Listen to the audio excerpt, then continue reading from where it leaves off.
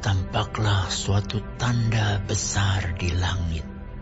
Seorang perempuan berselubungkan matahari dengan bulan di bawah kakinya dan sebuah mahkota dari 12 bintang di atas kepalanya.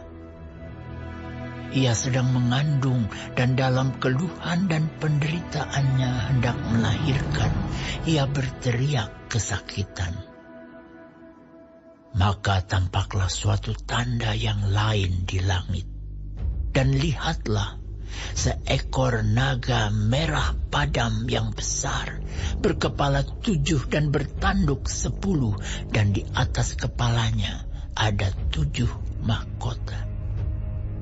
Dan ekornya menyeret 1/3 dari bintang-bintang di langit dan melemparkannya ke atas bumi.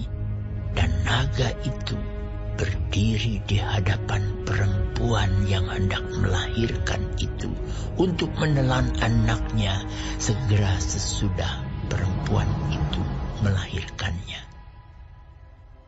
Maka ia melahirkan seorang anak laki-laki yang akan menggembalakan semua bangsa dengan gada besi. Tiba-tiba anaknya itu dirampas dan dibawa lari kepada Allah dan ke tahtanya.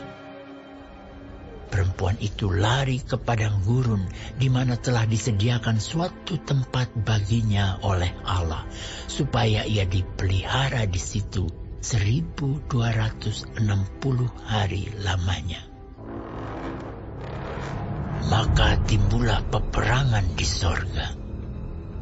Mikhael dan malaikat-malaikatnya berperang melawan naga itu, dan naga itu dibantu oleh malaikat-malaikatnya, tetapi mereka tidak dapat bertahan. Mereka tidak mendapat tempat lagi di sorga. Dan naga besar itu, si ular tua, yang disebut iblis atau Satan, yang menyesatkan seluruh dunia, dilemparkan ke bawah. Ia dilemparkan ke bumi bersama-sama dengan malaikat-malaikatnya. Dan aku mendengar suara yang nyaring di sorga berkata, "Sekarang telah tiba keselamatan dan kuasa dan pemerintahan Allah kita, dan kekuasaan Dia yang diurapinya. Karena telah dilemparkan ke bawah pendakwa saudara-saudara kita, yang mendakwa mereka siang dan malam di hadapan Allah kita. Dan mereka mengalahkan Dia oleh darah anak domba, dan oleh perkataan kesaksian mereka. Karena mereka tidak mengasihi nyawa mereka sampai ke dalam maut. Karena itu bersukacitalah, hai sorga, hai kamu sekalian yang diam di dalamnya.